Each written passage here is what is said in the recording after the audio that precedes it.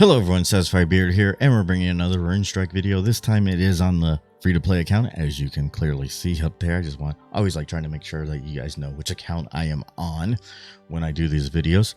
So we're going to kind of talk about things to do after you, as a new player, have gotten through the tutorial of the game and learned the basics of it. Things to do to kind of get you hopefully going in the right direction and getting your collection built up, because that's the one thing that we lack as a free-to-play player and everything like that. It's our collection size will always be behind the people that have paid money to get their things faster. Again, it's not pay to win in my books, it's just pay to progress. Pay to progress, pay to get things faster. We can still get all the things that everybody else gets. We're just going to be slower. That's it. But we can still be competitive as well too. Honestly, we can really be competitive at the end of the day. So before we jump into the video here, if this is your first time here, please consider hitting that subscribe button down below, of course, and that bell so you get notifications of when we upload videos. And if you're liking this content, hit that thumbs up, of course, or just go ahead and punch it straight in the mouth, whatever you totally feel like doing. It's up to you. And last but certainly not least, if you have any questions for me, go ahead and leave it down in the comment section below. So, talking about after we've gotten out of the tutorial and we're looking at this map on the PC, a Mac, an Android phone, or an iPhone, one of those, because it's playable on all platforms, which is really awesome. It's really good for the game in general, I think, as well too. So first thing, we've been playing through most likely the tutorial as Magus. Most likely you might have switched over and played Crow, and you might have played Brienne through it. I'm not 100% sure, but I would pick a champion and to go this route. I would pick one champion, get to level 5, because right now when you get your level champion to level 5 now, as you can see rewards, we unlock our third ability. It's not rank 10 anymore like in some of the previous videos that if you go back and watch, you might see that when I showed off the Ascension rewards, that rank 10 was the third ability, which was a very long time. Not as much of a grind, but still it is a little bit, but it's still rewarding, and I'm still playing with some of these champions after the fact as well too. So we got it on, or we got there. Okay, we already know our goal is to get our champions to rank 5. We want to again pick a champion that we want and play through Trial of Olympus and play on normal, because as we play through and we beat bosses, we get these cards here, and I think you only get one copy of these cards. You don't get both copies, which I feel kind of like still about, because you have to craft the other way. All these are epics. That's 1,000 essence. We really don't have 1,000 essence to just throw around, and but I could be wrong. We might be able to pull these from packs as well too. I'm not 100% sure about that. So, but play through this, get these copies of these cards, at least one copy, because some of these cards are okay. Jupiter in a Magus kind of late game deck, it's pretty good. Like if you can get them to stick and you can get the thunderbolts coming out and everything like that. So yeah, play through that on normal, and play through Eye of Ra on normal as well too, because we got these new cards as well too. Same thing. I mean, we have Ra at the very end. He's a legendary. He deals 10 damage when he hits the board. So again, just a decent ending card. That's how I see it at the end of the day. After we've done both of them on normal, I would go back through, play them both on hard. You might be sitting there and be like, well, what should I do? How should I attack these campaigns? Honestly, I would go into, again, the champion that you want to use. And here you go, your Mastodon. I would definitely throw them in there. I mean, it's 2 copies there. If you have a Sicklestalker, again, 2 copies there. I mean, Blitz, and then Raptors. Those will be the 3 main cards that I would have in my deck, and then kind of fill around that and everything like that. Because from what I've noticed on normal and hard, Raptor has done a lot of my heavy lifting in those campaigns and really carried me to the win and everything. And as you see, Raptor only costs 200 essence, so hopefully by time you get to a certain point, like you can craft both of them, and if you have to and everything, so to help you get through that. So as you're going through that though, if you get a decent deck, if you feel like you have a decent deck or decent cards to build a deck around, I would start running solo arenas for sure as well too. Every 2 days. They said 12 a.m. Eastern Standard Time is when the reset is now for everyone, but I've noticed that it is 1 a.m. Eastern Standard Time because I am on Pacific Standard Time. So it's 10 p.m. right now for me, which is okay. It is what it is, I guess. Hopefully, yeah, like, hopefully it doesn't stay that way. We shall find out when we fall back. You're right.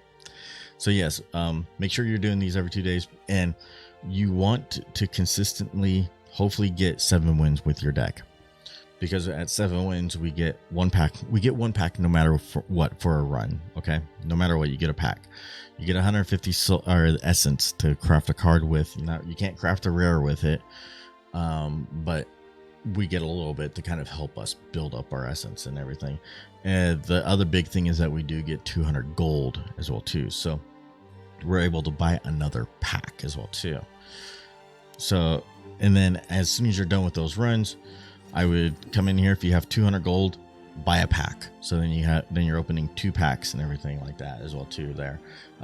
There's no reason to keep your gold as of right now because there is no timeline on the 3rd campaign, as other things have been bumped up on the priority list. They are those, like, as it's been mentioned in the Discord, that they are working on the 3rd campaign still. It's just lower on the totem pole, but it is still being worked on, and it will eventually come out. And once we have a timeline on that, we can kind of start saving up our gold for that campaign, so that as soon as that campaign hits, we're able to purchase it, and we're not behind the other players with those new cards that possibly could be better than some of the other cards, or some of them may not be good, of course. Like, some may see play and others will at the end of the day. But as of right now, again, there's no reason to save your gold. Just go ahead and throw it at packs to keep building up that collection. There is a pity timer on here, as you can kind of, I don't know if you can read the text there. Each pack contains 6 runes, at least 1 guaranteed rare. Each pack has a 20% chance of getting an epic and 5% chance of getting a legendary. And that's just for these packs, okay?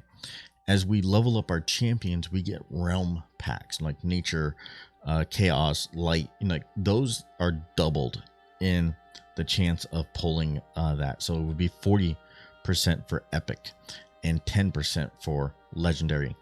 There is a pity timer on both of these packs to say as well too. This core pack that you see here is 35 packs. You'll pull a legendary. You can always pull one sooner, of course, and you can pull back-to-back ones or whatever. You can pull 2 in 1. You know, like, I've seen it happen. People have posted it in Discord. Have I done that? No, not on either account.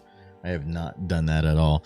And then the realm packs themselves, their pity timer is 25 packs, so it's a little bit lower, just because it's a little bit better percentage as well too. It's doubled, right? So that's kind of where I would go starting out initially. Sorry, I got like something in my eye right now. But starting out doing that, knocking that stuff out, and then honestly, I mean, come in here and try it out. If you don't feel super confident about your deck, honestly, and you want to see how it runs, play against the AI. You do get rating up until gold rank, but we do get less XP and less glory playing against the AI. However, it's a good way to test your deck out to see how it runs, to see how it draws. Honestly, I do it with some of my decks, and then after you feel like you've got the deck squared away, come play against players and stuff, versus players, because I mean, we get 40 glory and 80 champion XP every single time. And also to make sure that you are completing your quest as well too. These quests do count against AI as well too. So you can still play the AI to get your quest done and then jump over to the player. So you can at least guarantee at least 1 level a day, basically, if you want to do that. And you can have 3 quests, and you can re-roll once. a day and everything like that. As you can see, I rerolled and I rerolled into this. I need to get 5 champions or wins with nature champion, which is Hyperion. I'm working on her currently. I